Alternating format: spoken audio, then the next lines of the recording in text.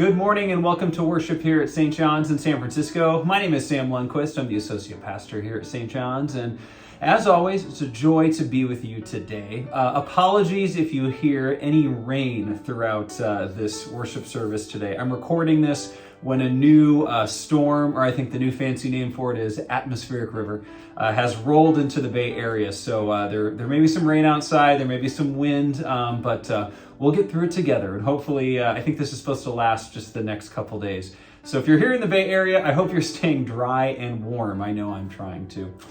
Today we're continuing our Lenten worship series called The Heartbeat of God, as we take a look at some different spiritual practices that help us sync our life rhythms with the rhythm of God. And today we're taking a look at what it means to spend time in silence and taking moments for quiet throughout our day-to-day lives. So I'm excited to share that with you today, and we'll get to that in just a moment. A few quick announcements to let you know about what's going on here in the life of St. John's.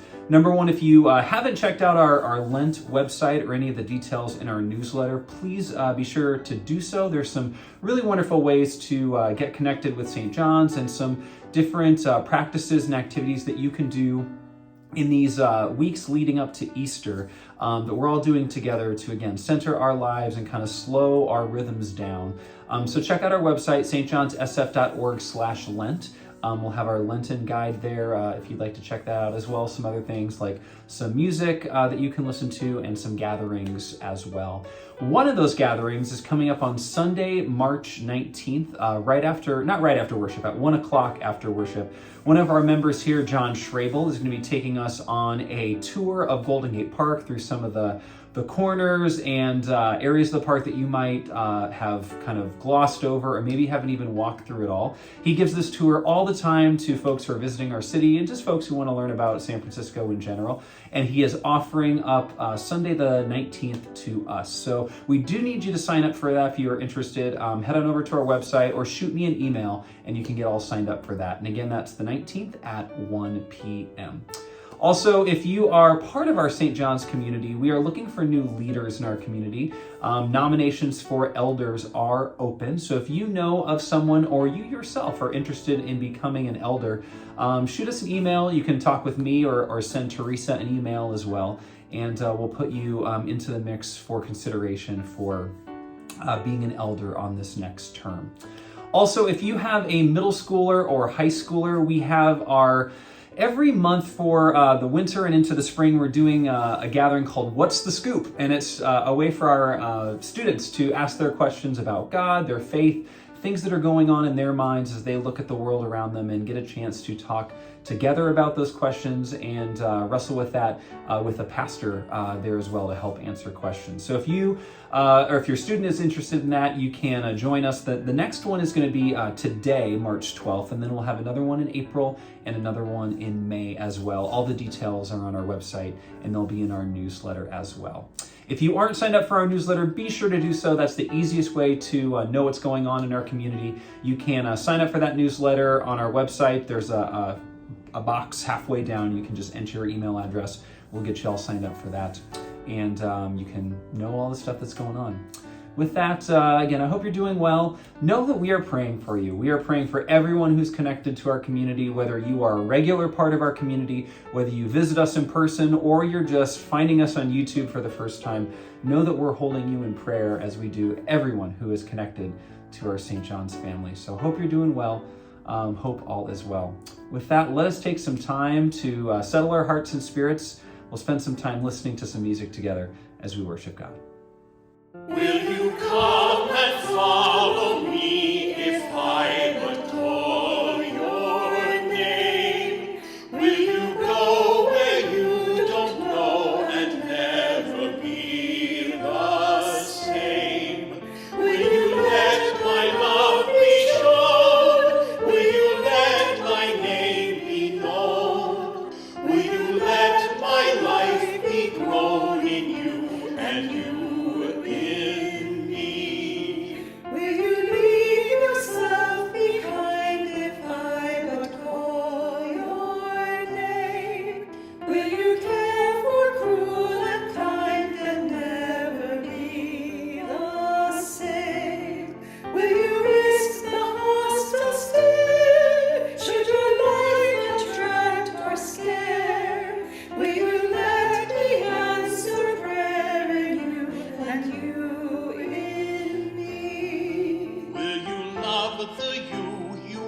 hide if I but call your name? Will you quell the fear inside and never be the same? Will you use the faith you found to reshape the world around? Through my sight and touch and sound in you and you in me. Lord, your summons echoes true when you but call my name. Let me turn and follow you and never be the same.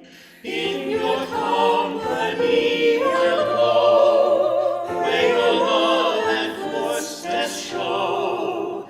Thus I move and live and grow in you and you in me.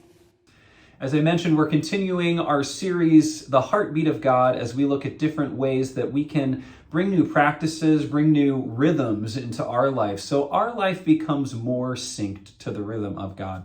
And today we're taking a look at silence. And we begin with a passage from the Gospel of Mark that begins and ends with Jesus taking moments for silence. So hear these words from the Gospel of Mark. Early in the morning, well before sunrise, Jesus rose and went to a deserted place where he could be alone in prayer. Simon and those with him tracked him down. When they found him, they told him, "Everyone's looking for you." Jesus replied, "Let's head in the other direction, to the nearby villages, so that I can preach there too. That's why I've come." He traveled through Galilee, preaching in their synagogues and throwing out demons. A man with a skin disease approached Jesus, fell to his knees and begged, "If you want, you can make me clean." Incensed, or other translations say filled with compassion or moved in his gut, Jesus reached out his hand, touched him, and said, "I do want to. Be clean." Instantly, the skin disease left him and he was clean. Sternly, Jesus sent him away, saying, "Don't say anything to anyone. Instead, go and show yourself to the priest and offer the sacrifice for your cleansing that Moses commanded. This will be a testimony to them." Instead, the man went out and started talking freely and spreading the news so that Jesus wasn't able to enter a town openly. Jesus remained outside in deserted places, but people came to him from everywhere. Now, there's been a word in my life that has followed me around probably most of my life, I would say. My family's called me this word. My friends have too. Different teachers at parent-teacher conferences have thrown this word at me as well. And that word is loud, if you can believe it, loud. I've never considered myself a loud person, but I'm the one usually making the noise, so it's kind of hard to tell, I would say. But I've kind of brushed it off. There's no way I'm a loud person. Everyone else is just a little too quiet. I can't be the loud one. But then I got this. I don't know if you know, or if you have one of these. This is an Apple Watch. I've had this for a couple years now, and this little watch, it can tell me everything. It can tell me my heartbeat, my blood oxygen level. It can tell me the weather. It can tell me even how many steps I've walked on an imaginary Oregon trail. I have a little pedometer that helps me do that. But it can also tell me something else. I was out with some friends one night, and we were at this busy place. There was lots of music. There were lots of people talking, and someone said something funny. And so I laughed, and my watch went off. And everyone around me who had an Apple Watch, their watch went off too. And we got this little notification on our watch that said, "Loud environment. This specific volume, if you listen to it long enough, will cause permanent hearing damage." And I realized that it didn't go off because of the music. It didn't go off because of the people talking. It went off because of my laugh. And it broke my heart because I realized maybe I am loud. Maybe I am a noise polluter. Maybe I'm actually a hazardous sound environment. I've officially been measured by the Apple Watch. And so I've accepted the fact that I'm a loud person. Now, I'm not the only loud thing in this world. We live in a noisy world. There are a lot of noises around us. We live, for those of us here in San Francisco, we live in a busy city. We've got, traffic going by and sirens. We've got people walking and talking on the street.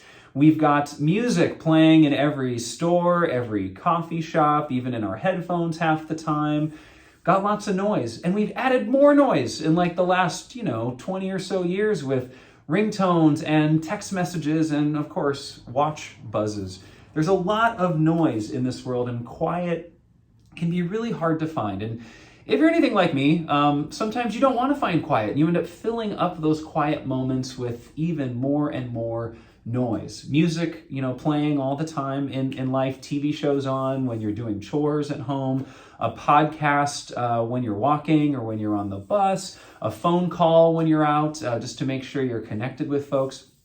We add even more and more noise to fill in those silent places in our already noisy life. But the other option is to accept and embrace that silence. It can be easy, really easy for us to distract ourselves with more noise in this world, because silence can be a really scary thing to consider, a very scary proposition. It can be uncomfortable. It can be awkward, when you're with someone, to sit next to someone and have those silent pauses. You want to fill them with conversation or a joke or even an activity just to pass the time. That silence can make us feel a little uneasy. And even when we're not with another person, when we're on our own, we can feel uneasy with our silence because we're left alone for those moments with all of the things in our mind that we might distract ourselves from during the day. They finally come back to us when we're in silence. Those worries about work, the things we need to do, our to-do lists, our questions about the future, those unresolved moments of the past, like all of that can come up and bubble up when we take time and sit in silence. And so it's scary to want to enter into that silent time. And that's why, because it's scary, silence is even used in different ways as a punishment, as a way to cause pain to folks who have wronged someone. They are separated with the solitude and the silence, because we know how challenging and how painful that can be. Silence can be scary in all sorts of different ways. A few months ago, there was this New York Times reporter. I loved running across this article.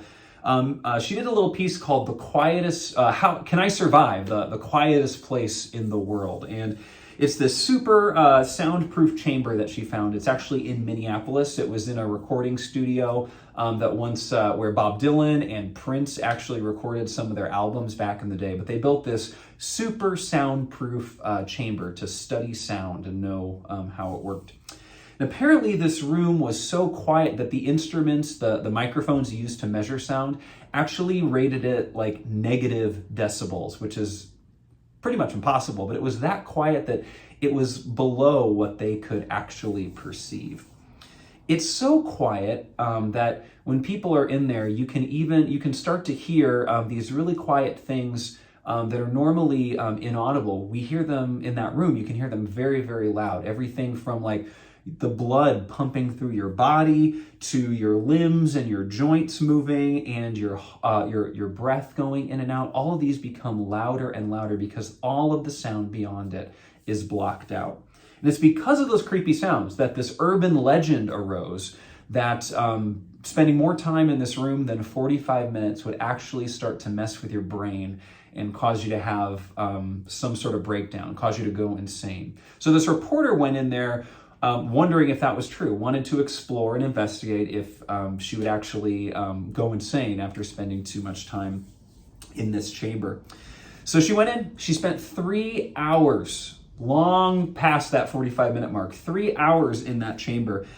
And she heard a lot of things. She never heard the rushing of her blood, which is one of those things that apparently is the creepiest thing you can hear. She didn't hear that, but she heard the muscles of her eyebrows. She heard them start when that started to move. She heard her hair, her long hair, brushing back and forth. She said this was just really, really loud. She'd never heard those things before. And when those sounds went away, she said she heard something even more profound. And she heard this, what she called thick silence, rush in. It was almost a sound unto itself. She said it was like a tide that came to wash away the footprints of the other sounds that she had heard. So you can kind of get from that description just how powerful that silence was. So how did she do? Well, she left the silence, she said, feeling good, feeling pleasant, feeling rested and restored. She even said a little like sedated, like a spa visit.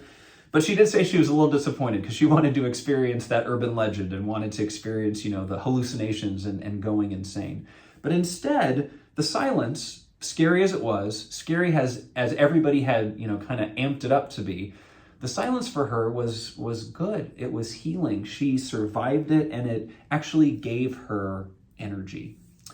Now, our scripture reading today, as I mentioned, begins and ends with silence. This is a moment from the Gospel of Mark, and it comes shortly after in the Gospel of Mark when Jesus goes out into the wilderness to be tempted by the devil, which is what we are marking with our Lenten journey. Comes right after that, just as Jesus's ministry is beginning.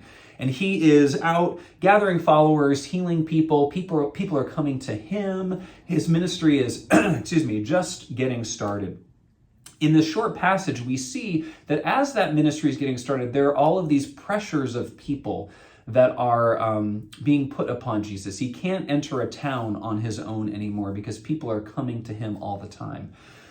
But at the beginning and the ending of this passage, Jesus takes time intentionally to go away from that, to get away from that, find time, quiet time in isolation, in solitude, and in silence, to get away from the pressures, from the busyness, from the expectations of all of the people around him.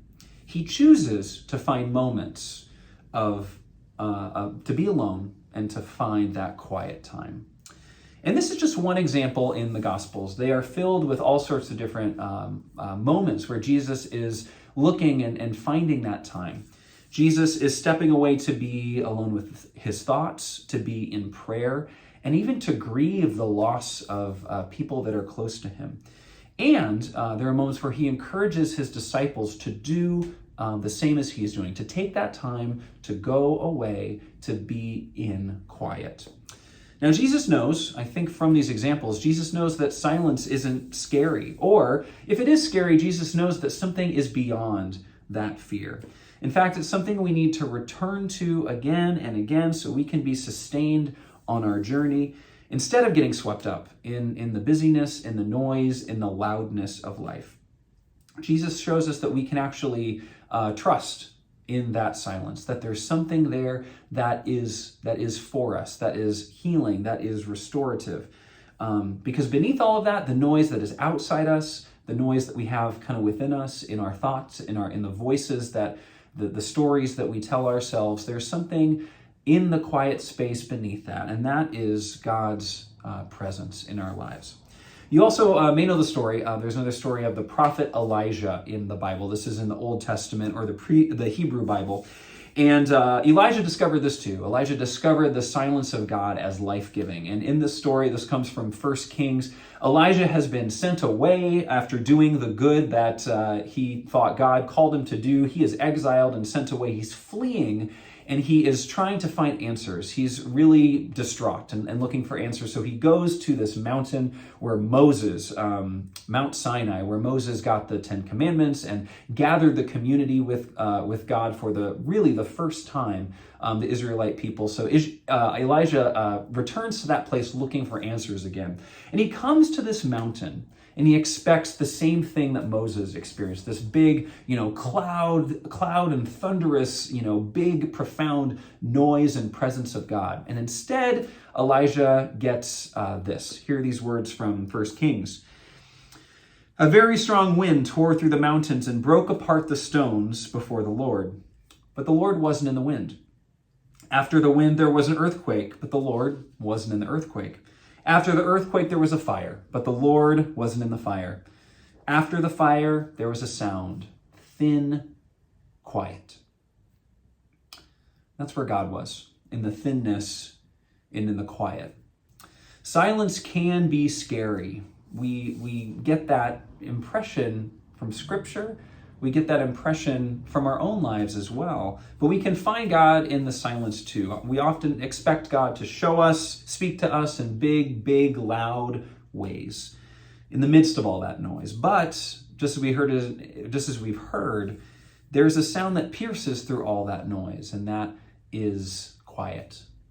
That is silence. That is stillness. And that is where we often can hear God speak, and it's often a place that we are hesitant to go.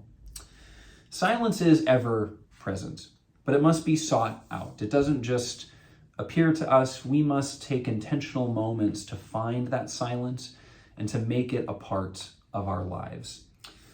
There are lots of ways to do that. Lots of ways. Maybe that's something that you've brought into the rhythm of your life already, but there are many ways to bring silence into lives, whether it is going out on a walk and leaving your phone, leaving your music all at home, finding a quiet place in your neighborhood, in our city somewhere where there are no distractions and you can just gaze out into nature, not connected to any other sounds at all. Maybe it's taking some time at home. As your day starts, as your day ends, just finding some moments where you're with coffee or tea or nothing, and you're just spending time in silence. No phones, no TV, but just reflecting on your day and spending time in quiet. Or maybe it's even a very specific meditation practice or a time of silence that you add to the rhythm of your life.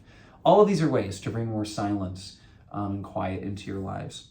The more time that we spend in silence, the more we are able to find it and rest in it in the midst of life's noise. In the middle of noise, we can still find that silence. In the midst of challenges, we can still find that silence. In the midst of life's deep difficulties, we can still find that silence. All that comes as we practice what Jesus did, making time for silence and to rest in the quiet.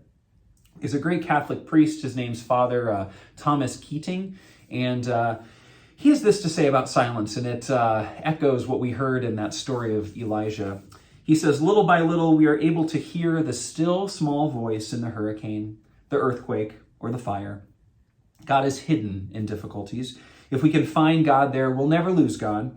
It is training in the art of living, which is the art of yielding to God's action and believing in God's love, no matter what happens." Thomas Keating writes that silence is yet another way that we can let go of our need to control, let go of the things that we get swept up in the busyness, in the cacophony of life. We can let that go and trust and learn a new trust that in the midst of all that, God's still got us. Now, Thomas Keating has been somewhat of a spiritual mentor to me. I sadly never got a chance to meet him, but I got to learn about this practice that he developed over many, many years. For more than a decade now, I've practiced centering prayer, which is a meditation technique that he developed. It's really an ancient technique that he helped repopularize about 50 years ago, and it's been brought into all sorts of places all over the world now. And I first learned about it when I was in a period, I was intentionally experiencing a lot of aloneness, but I wasn't intentionally experiencing a lot of quiet.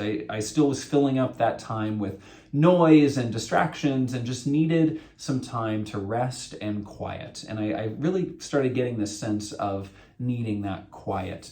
And so I sought it out, and I found this meditation group that I was in Pasadena, and it was about 10 to 12 folks, and we met in this little church in Pasadena, and they introduced me to centering prayer. And since then, it's really been my go-to method of prayer. It's been my go-to way of quieting my spirit, quieting my heart, so that I can re-energize and refocus whenever I need to make a big decision, or really just rest with God because there's just so much going on with life. I come back to centering prayer.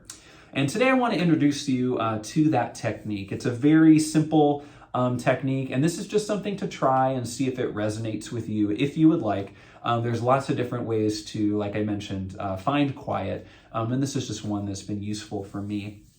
If you want all the details about this, there's plenty of websites. You can actually Google centering prayer. There's all sorts of stuff there. There's also information in your Lent guidebook and on our website that you can check out if you want more about this particular meditation technique. If you're in the area, I'm also inviting you to our meditation gathering on Wednesdays at 7, where we practice this particular technique. So come on down to our chapel, and that's every other Wednesday. If you can't join us this coming Wednesday, we'll be there every other Wednesday, and you can check out our website for those dates as well. But getting back to the technique, this technique is incredibly simple, and you can't do it wrong. It really centers around the promise that God gives to us that says if we want to be with God, if we ask and desire to be with God, then God promises to be with us. No questions, no matter what. So there's no way to do it wrong as long as we're intending to spend this time with God. What we'll be doing during this time is really centering ourselves around silence, centering ourselves in silence. And our minds are going to wander as they naturally and normally would. And every time they wander and we notice we're thinking about something else or we've gone in a different direction, we're going to return to that desire to spend time with God. And the way we do that is through what this technique calls a sacred word. And this word is a word of your choosing. And all it means is it's a word that symbolizes your desire to spend time with God. So this word means, God, I want to spend time with you. It's typically a 1 to 2 syllable word, a simple word that you can remember. Often these words are words like love or Lord, hope, God, Jesus, Mary, love. Any of those words really can be in this space, but it can be any word, and it doesn't have to be English, that means to you, God, I want to spend time with you. And as we spend time in silence together, we'll begin by saying that word silently to ourselves. Excuse me.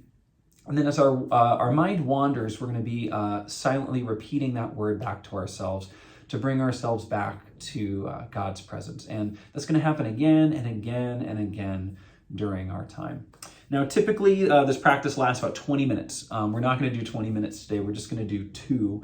But I do invite you, if you do practice this at home, which I encourage you to do, spend more time and work your way up to about 20 minutes. That really tends to be the amount of time it takes for our mind, the sounds of life to kind of settle themselves a little bit in the busyness of life. We just need that extra time to kind of, float down beneath all of that to the silence. So 20 minutes is really a goal, but you're welcome to integrate this practice into your life in whatever ways that you can. So now I invite us to practice this together and to spend time in silence. And as we do that, I just invite you to remember that this is the silence we'll be spending our time in today. This is the same silence that the New York Times reporter called restful, and it rushed in to her life to give her rest. It's the same silence that Thomas Keating says is the hiding place of God. It's the same silence, the still small voice that Elijah heard. And it's the same rest that Jesus returned to again and again and again to find rest, to find restoration, to find strength, to find God. So Jesus could do more, bring more of God's goodness into the world. That is the silence we rest in today. With that, I do invite you, wherever you're at, if you are able to, go ahead and close your eyes. This is just a symbol, a gesture really, that we're pressing pause on life and inviting this time to be set apart so we can spend time with God, spend time with ourselves. And then we'll begin with a deep breath in and out.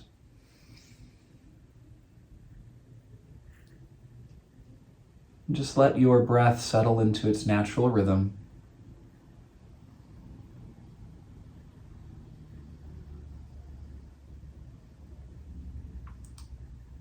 Let your shoulders, your neck, your limbs relax with each breath.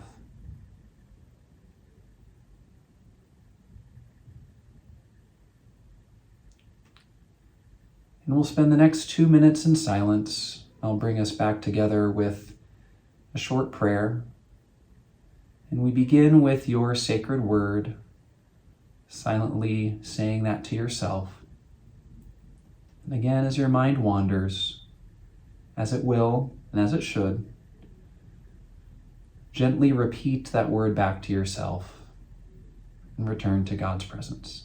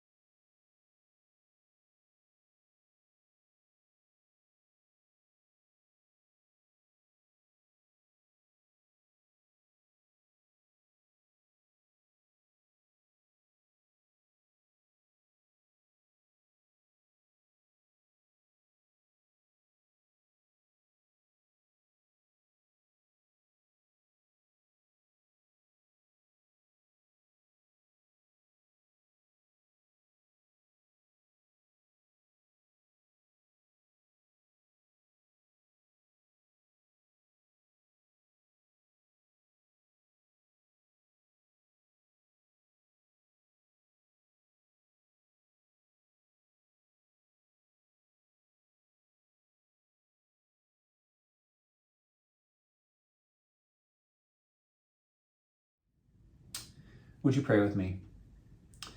Dear God, speak gently in my silence. When the loud outer noises of my surroundings and the loud inner noises of my fears keep pulling me away from you, help me to trust that you are still there, even when I'm unable to hear you. Amen. It's been a joy to be with you today. I hope that today, in this time of silence, that you are able to settle into some peace, some calm, some quiet. And I invite you this week to find more moments where you're able to do that, whether it's in the comfort and security of home, or whether it's out in the beauty of creation, whether it's other places too, finding that moment of silence and rest, on the bus, on a walk, in the car, getting rid of those distractions. It can be a way to really find new energy, new strength. I hope you're able to find that this week. As you do that, and as you enter into that time of silence, know that you are entering into a space where you are face to face with the God that created you, the God that is your constant companion and friend, and the Spirit of God that dwells within you that always whispers to you, you are beloved. May you hold that dear to your heart this week. Go in peace and go in love. Amen.